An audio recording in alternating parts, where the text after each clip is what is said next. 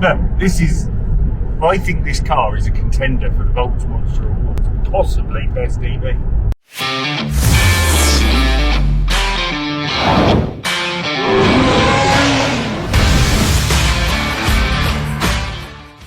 Welcome to VoltsMonster the EV review. Today we are off to see a few cars, one way or another. This one, our first one, is the cutesy little Honda E. I think it's one of the better looking EVs. It's one of the most EV looking EVs out there, that's for sure. But without being weird. Yeah, I mean, it looks a little bit weird. But it's cool. It's got that Wally look about it. Yeah, Wally look. Yeah. No, that's exactly what it looks like. So we're talking about the Disney film Wally. Yeah. It's got that kind of cutesy look about it, like very kind of Japanese anime kind of robot look about it, which I think is, really good. And that's what the Japs are really good at, generally. The anime. That kind of that clean, simple look and feel. Yeah. So really looking forward to it. Obviously, if you like what we're doing, subscribe, hit the bell, all that sort of stuff. We'll let you know how we get on.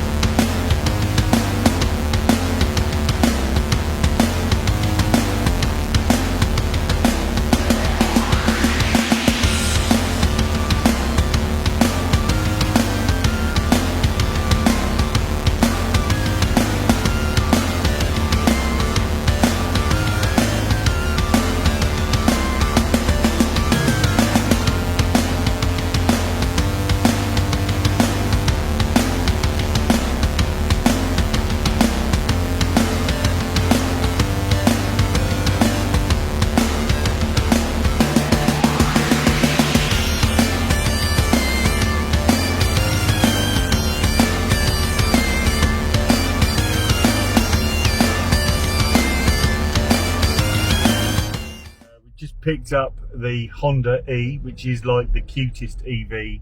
It's actually one of the cutest looking cars I've seen in a while, and I already like it more than something like the Mercedes EQS, because do you know what, it's just simple. It's like nice to be in. It's uncluttered. It doesn't look like someone's like sort of created a kind of, he's just trying to make a normal car.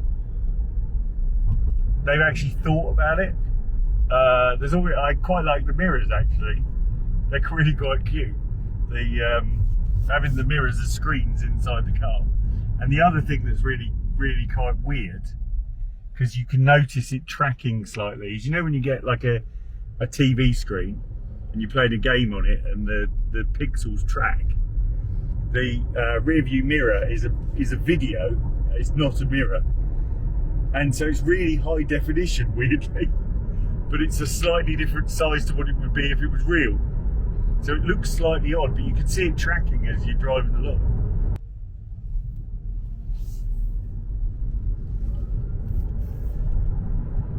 Oh, Pause. Oh, that's cool. It does feel light and nimble. I like that a lot. Look, I'm keeping up with an F pace, and he's just gunned that off the roundabout. So it goes down one lane. It's definitely an interesting place to be. It actually feels like you want to drive it. And do you know what? We've driven the Taycan. We've driven the Taycan, yep. This is already more fun than a Taycan. Nah. And I've literally only driven from the dealer where we picked it up. Why though? I don't know. It just feels like it's got a bit of personality. Like, we've said a lot about EVs being a bit dull and a bit like washing machines. Yeah. And I already like this. That's weird. It's weird for you to actually really like something because you're hard to impress. And this is the guy I did not think you'd be that impressed by. I thought it was. I actually thought I'd get in it and it'd be a bit twee, and it'd be a bit like a bit like that. Oh, the auto brakes. Auto brakes, dear God. That cheered the F-pace up behind us. You know, like we get to a dash speed limit, it picks up, it goes. Do you know what it feels like? It's a bit like the Italians always used to make really good small cars, and Honda have always made really dull small cars. So I think credit where credit's due, Honda have actually managed to make an interesting small car that isn't a Type R. Can you imagine the Type R version of this? That would be an interesting concept. So Honda, if you're listening, it's my idea. You need to do a Type R. So you need a bigger motor. So if this had the equivalent of a couple hundred horsepower in it, this would be epic. But this is, oh god, lane departure. Lane departure. Just let me change lanes. That's a bit like someone grabbing your steering wheel. Who did it for you, did it? Well, basically as I crossed the line, it went, oh, you're driving into the other lane, because I didn't swerve across it. Right, okay. So basically, look, I'll do it now. Look, when you go on it, look, it starts steering the car. Look. Oh, you're right. So, again. Oh my goodness. So, but if you indicate into it, will it still do it? No. Okay. So you have to indicate. It is basically saying, BMW drivers, you know, yeah, what BMW drivers going to do?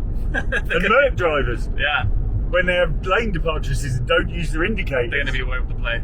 Huh? They're going to be all over the place. They are literally going to be all over the place, aren't they? They're not going to know what has hit them.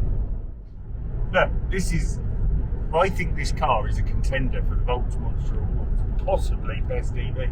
But actually, I would even go as far to say, I think some other EVs have got a lot to live up to this, and I would even go as far to say that if you were in the market for a smallish EV, I'd buy this over the Merc we've driven.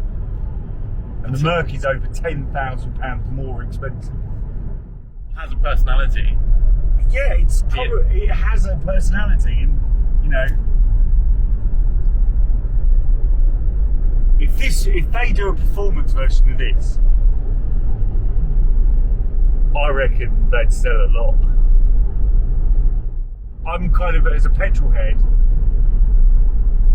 the best way to sell an EV to another petrol head is with a petrol head, not with Greta Thunberg.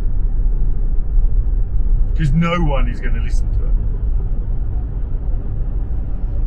it. It's like politics, isn't it? If you want to win in politics, you have to convince the opposition. Talking to your own supporters is not going to get you anywhere.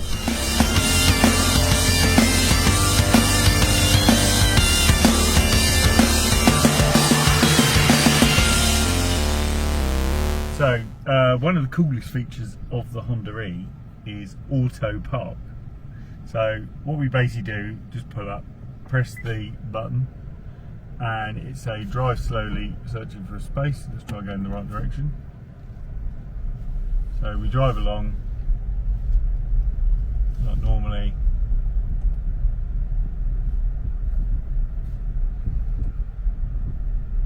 Hopefully it will spot a space.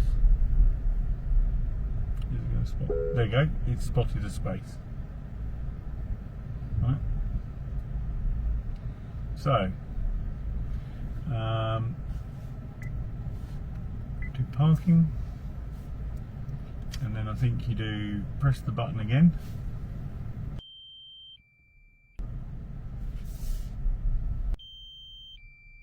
That's the drone.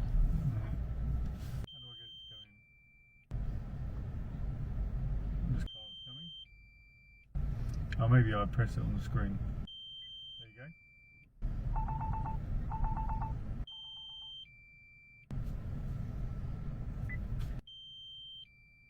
Press the switch.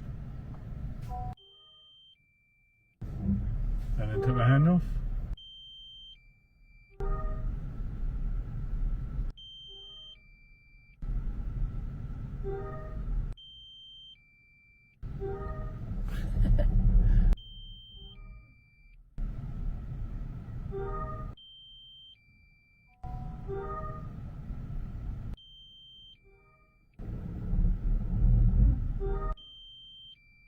Having a think about it. That is pretty impressive, isn't it?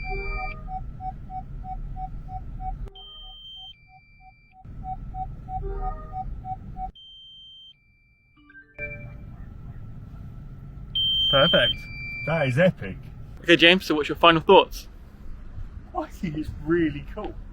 I actually think this is one of the best cars I've driven in a long time. The range is a bit of an issue because it's probably 150 miles if you were very careful and around town, but it's a city car or a town car. You know, like if you're going to drive 400 miles, if you're only doing it once in a while, rent a car to do it. But because long journeys are the exception. Most people drive 10, 15 miles, 20 miles in a day. That's it. Yeah, epic. What's your thoughts? My thoughts, it's a nice car, it looks great, it's got personality, but it's going to need... cute though, isn't it? It's cute, yeah. It's going to need a bigger battery to really coax me into it. I want to be able to drive where I want to drive, when I want to drive it, but I have to worry about that battery life.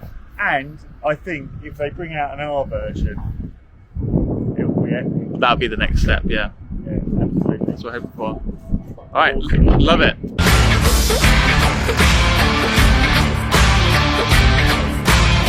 back.